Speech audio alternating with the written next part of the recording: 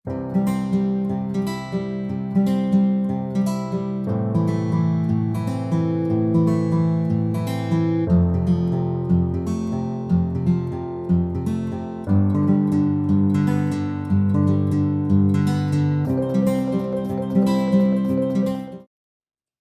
Friends, welcome to my channel backbenchers academy. आज के इस सेशन में हम डिस्कस करेंगे एक algorithm that is advance encryption standard.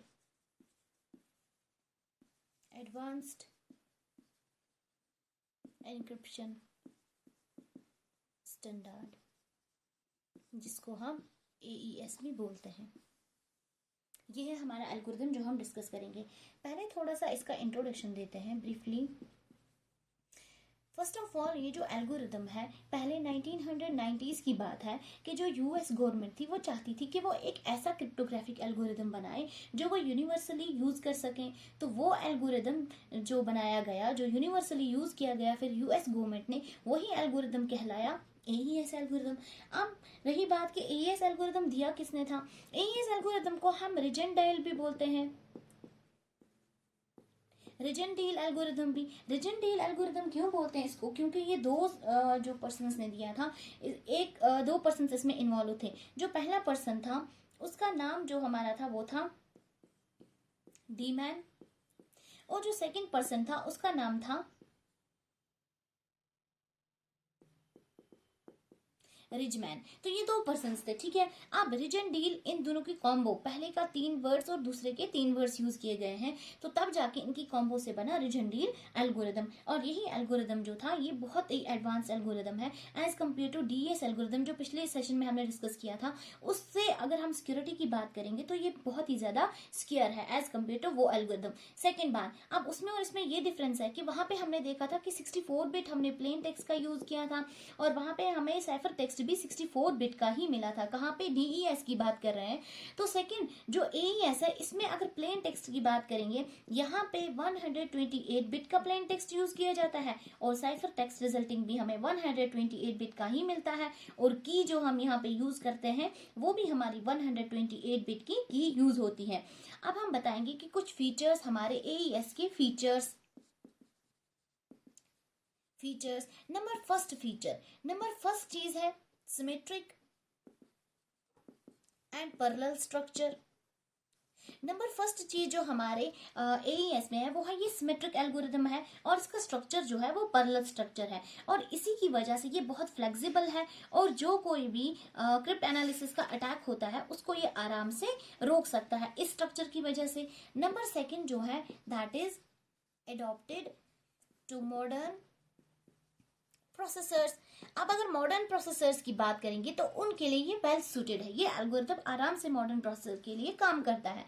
अगर थर्ड बात बताएंगे तो वो है suited to smart cards. That means ये आराम से स्मार्ट कार्ड्स के लिए सूटेबल है। ये इसके हमारे पास 3 फीचर्स थे। अब चलते हैं कि अगर हमने इसमें 128 बिट की, यहाँ पे तो फीचर्स खत्म हो गए, अब लिटिल बिट एक्सप्लेन करते हैं कि इसने जो DES का डिमेरिट था, डिमेरिट उसका क्या था कि वो ज्यादा सिक्योर नहीं था, सिक्योरिटी मैकेनिज्म में प्रॉब्लम थी, उसको ओवरकम कैसे करता है हमारा AES। तो उसमें हमने बताया पहले जो की हमें यूज हो रही है वो 128 बिट की हो रही है यूज। तो अब सेकेंड चीज अगर हम देखेंगे कि इसमें 128 बिट की कीज जो यूज हो रही है, तो रेंज कितनी है, पॉसिबल नंबर ऑफ कीज कितनी है, वो 2⁻n होती है। 2 ऐसे ही, अब n के बदले यहाँ कितनी कीज है, 128, ठीक है। तो पॉसिबल कॉम्बिनेशंस 2⁻128 कीज है, या हम अदर वर्ड्स में 3 × 10⁻38 कीज, जो बहुत ही ज्यादा होती है। और बोला जाता है कि अगर हम क्या करते हैं, अगर जो NSA है वो एक ऐसी मशीन बनाएगा जिसमें 1 बिलियन पैरेलल प्रोसेसर्स हैं, मानो बहुत ही हाई क्वालिटी की 1 मिलियन प्रोसेसर्स हैं, और हर एक प्रोसेसर जो है वो 1 पिको सेकंड, सेकंड की बात भी नहीं, सेकंड से भी कम, 1 पिको सेकंड में क्या करता है, 1 पिको सेकंड में वो एक की को क्या करता है, फाइंड करता है, ठीक है। तो ऐसी मशीन, इतनी फास्ट मशीन को भी 10⁻10 ईयर्स लगेंगे पूरी कॉम्बिनेशंस को ढूंढने के लिए। और देखिए है ना ये ह्यूज टाइम, तो इससे क्या हो गया, हमारा जो डिसएडवांटेज था हमारे डीईएस में वो हमारा क्या हो गया, ओवरकम हो गया। तो बहुत ज्यादा बेनिफिट आ गया हमारे एईएस में। अब हम बताएंगे इसकी ऑपरेशन कि ये काम कैसे करता है। तो अब हम एक्सप्लेन करेंगे इसका ऑपरेशन कि ये एल्गोरिदम हमारा काम कैसे करता है। फर्स्ट ऑफ ऑल इसके ऑपरेशन में सबसे पहले हम राउंड्स की बात करेंगे। अगर हम बताएंगे मिनिमम राउंड्स कितने हैं तो 10 राउंड्स, और मैक्सिमम कितने राउंड्स हैं इसमें 14 राउंड्स। तो चलिए अब हम इसको अच्छी तरह से एक्सप्लेन करते हैं। इसमें सिंपली हाईलाइट अगर करेंगे तो 2 प्रोसेसेस आती हैं। फर्स्ट प्रोसेस में आती है वन टाइम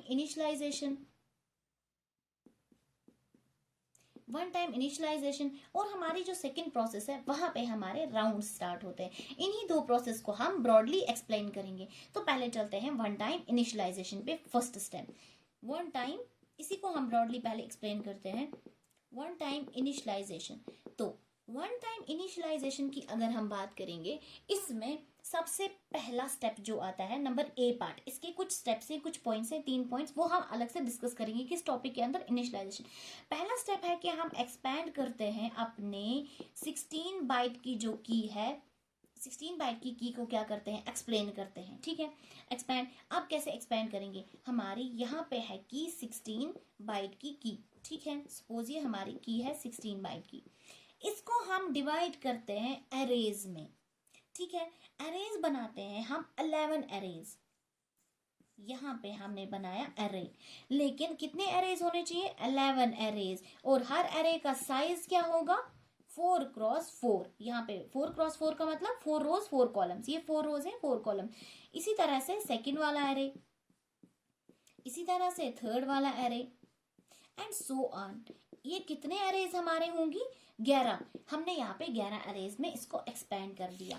ठीक है, इसके बाद जब हमने एरेज को एक्सपेंड कर दी तो इस 16 बिट की को हम क्या करेंगे, कॉपी करेंगे इन एरेज में। देखिए कॉपी की प्रोसेस हमारे पास कैसे होगी। सपोज अब हमारे पास जो की है वो क्या है, 16 बिट की। ठीक है, हम स्टार्ट, हमारे पास एरे का साइज जो है वो क्या है, 4 रोज हैं और हमारे पास 4 कॉलम्स हैं। ठीक है, की जो हमारे पास है वो 16 है, तो हम 0 से स्टार्ट करेंगे, K0। ठीक है, K1 रो से स्टार्ट कर रहे हैं, K2, K3, 4, 5, 6, 7, 8, 9, 10, K10, K11, K12, K13, K14 and K15। इसको हम कॉपी करेंगे सीधा और हम डालेंगे इसको अपने इन अरेज में। कर दिया हमने कॉपी, और पहले अरे में हमने ऐसे डाल दी, 4x4 में हमारी अपनी कीज डाल दी। तो ठीक है, ये हो गया हमारा पहला वाला स्टेप। अब हमारा इसी हेडिंग के अंडर जो दूसरा सेकंड वाला स्टेप आता है, ये वन टाइम इनिशियलाइजेशन में 3 स्टेप्स आते हैं। दूसरा स्टेप जो आता है उसको बोलते हैं, उसमें क्या करना है, one time initialisation of 16 byte plain text block, जिन ब्लॉक्स को हम क्या बोलते हैं, स्टेट बोलते हैं। अब यहाँ पे हम सिंपली क्या करते हैं, कॉपीइंग स्टार्ट करते हैं।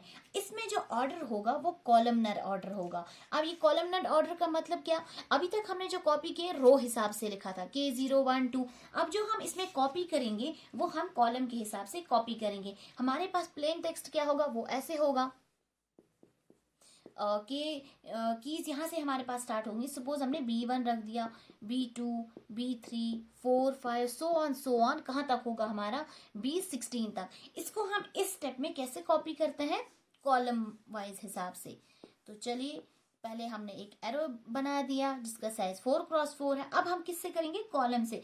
तो पहला कॉलम ऐसे, सेकंड कॉलम थर्ड, पहले कॉलम से यहां से स्टार्ट करेंगे। तो B1, सेकंड कॉलम में जाएगा B2, B3, B4, फिर B5 सेकंड कॉलम में, B6, B7, B8, इसी तरह से 9, 10, 11, 12, 13, 14, 15 एंड 16, और साथ में लिख लीजिए B।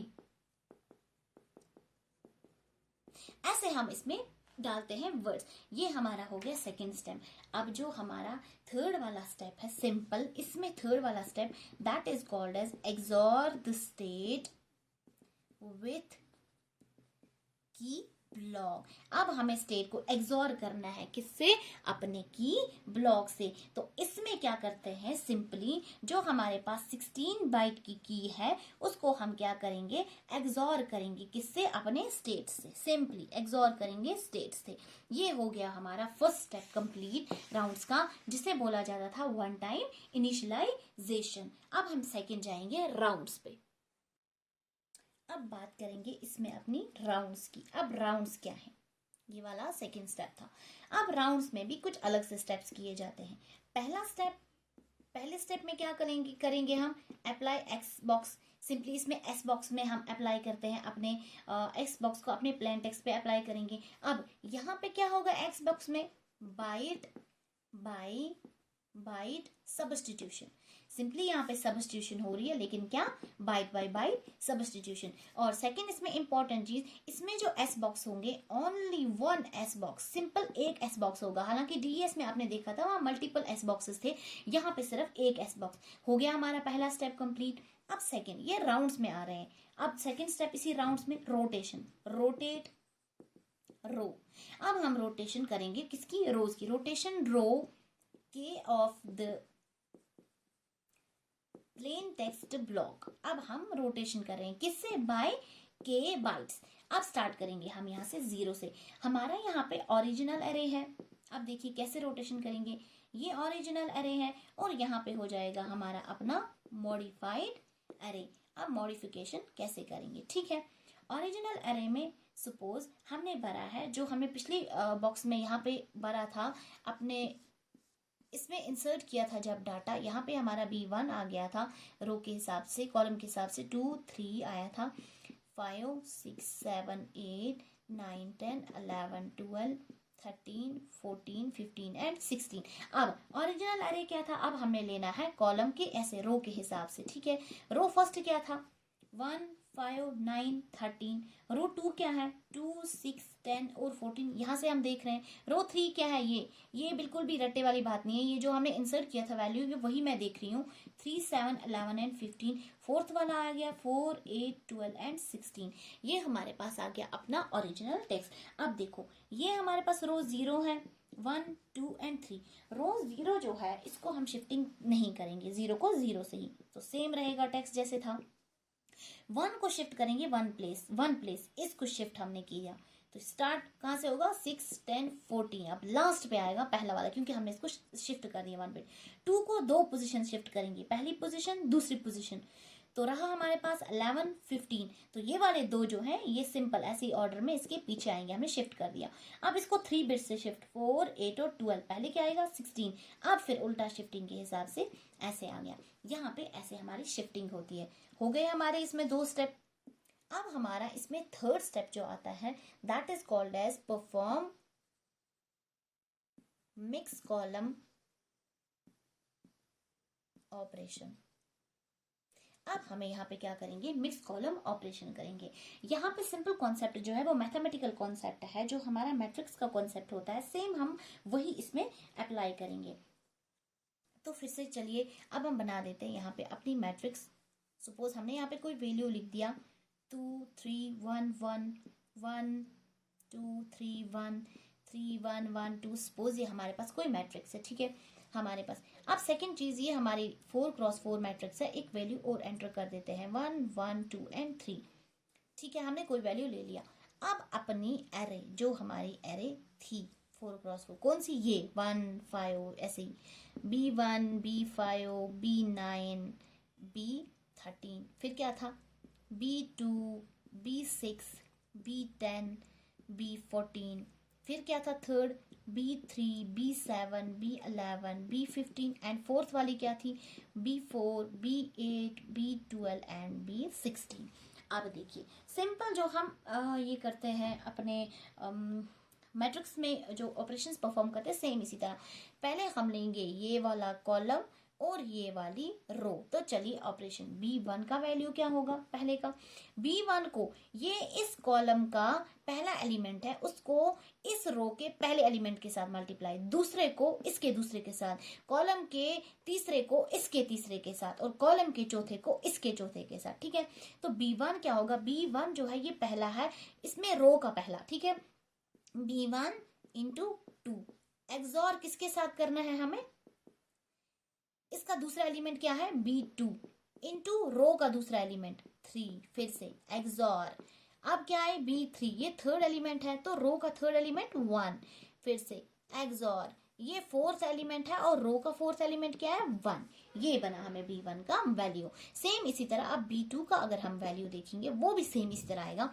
B2 अब हम ये वाला एलिमेंट देख रहे हैं, दूसरा वाला एलिमेंट। ठीक है, दूसरा वाला एलिमेंट भी किसमें है, पहले ही कॉलम में है और यहाँ पे दूसरा वाला एलिमेंट हम देख रहे हैं B2 की बात कर रहे हैं तो रो तो कॉलम तो सेम रहेगा। अब यहाँ पे रो क्या हो जाएगी, चेंज हो जाएगी। ठीक है, अब आए हम सेकंड रो पे तो B2 पहला एलिमेंट B1 इंटू यहाँ का सेकंड रो का पहला एलिमेंट 1 एक्सॉर B2 इंटू इसका सेकंड एलिमेंट एक्सॉर B3 इसका सेकंड रो का सेकंड एलिमेंट 3 एक्सॉर B4 और इसका सेकेंड एलिमेंट दैट इज 1।